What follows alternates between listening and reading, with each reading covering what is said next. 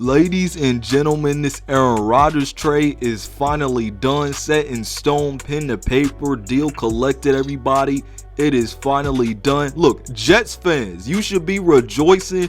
Packers fans, you should be rejoicing that all this chaos with the Aaron Rodgers trade talk is finally over. Look, rejoice. Front offices should be rejoicing, everybody. But look, after this trade went down, I heard some noise. I heard some reactions. Some people think that the Packers got fleeced. Now, I'm not a Packers fan.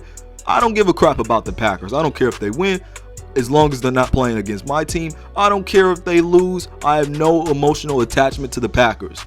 But the truth is that in this trade, although they gave up Aaron Rodgers, I like what they got. They did not get fleeced whatsoever. What's their trade grade though? Let's get into that. First, let's start with the Jets trade grade. And look, the Jets will get an A+ for me, everybody. I love what they were able to do in this trade, not just getting Aaron Rodgers, but still being able to have a first-round pick in this year's draft and also getting a 5th-round pick in this year's draft. I just really love that they were able to keep a first-round pick in this one because look at it. They're getting an Aaron Rodgers who has shown that he is on the decline. He is getting older and probably really only has 2 years left in this league. So if you're the Jets, you don't want to just give away a bunch of future picks and just have no future picks left over, but they're still going to have a first-round pick this year while still giving up what they did by giving up a first this year, still getting one back, but also giving one up next year. It's going to be a conditional second that will likely turn into a first,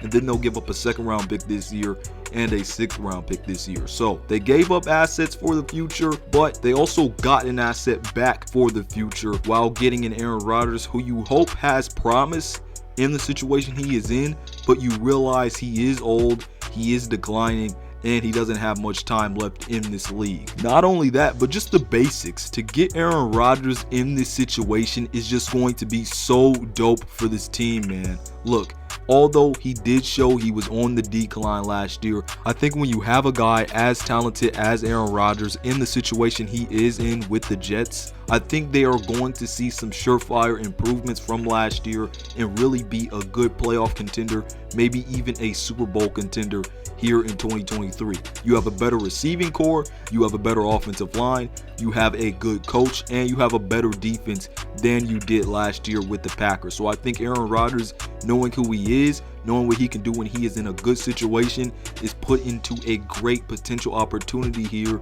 I think the Jets did well by going out to get their guy, a guy who is a veteran, a proven winner, a great leader in a situation that you think will be beneficial for him to really thrive and do best and help your team thrive and do best. So I think this was an A+ for the Jets, knowing that they were still able to keep some future assets, but also get Aaron Rodgers in such a good situation. But now let's move on to the Packers, because like I said, some people think they got fleeced, but I'm going to beg to differ. I'm going to give the Packers an A on their trade. Now, when you look at the trade from the surface and strictly based off of what they received, Green Bay basically got 2 firsts from the Jets and 1 second and 1 6th this year. But when you look at it from the fact that they basically first-round pick swapped the Jets, they really received 1 first-round pick, which is really a conditional second for next year, but will turn into a first if Aaron Rodgers plays 65% of his snaps.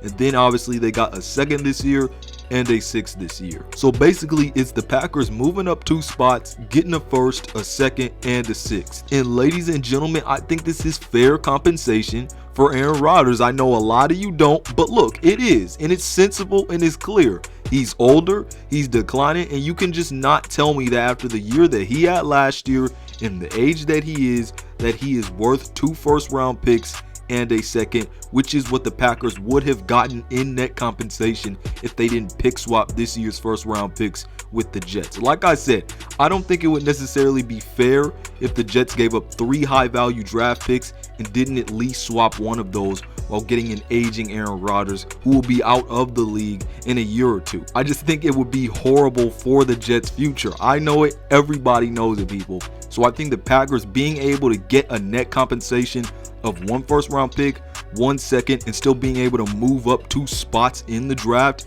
is good for them. Now, I don't think the trade for the Packers is above and beyond amazing, which is why this is not an A+, but I think it's a good, fair win for the Packers. This team was able to move up 2 spots and acquired 2 important high-value draft picks for a guy who has a huge contract, played bad last year, will be out of the league in 2 years max, 1 year minimum. This was a good trade for the Packers, and look, anyone with sensible eyes can see that they did their work here. Green Bay was not fleeced, and if you think they were, then look, you're just overvaluing Aaron Rodgers, who's not bad, but not great anymore. He'll be good at his best, not great right now, and really doesn't have many years left in this league. So, with what the Packers got and gave up, I don't think they got fleeced here by the Jets. And look, man, the Packers had no leverage in all of this. They were backed up against the wall, forced to trade Aaron Rodgers before the draft at some point, and they were able to get the best possible deal done at this point for them. So I really thought this was a great move for their front office.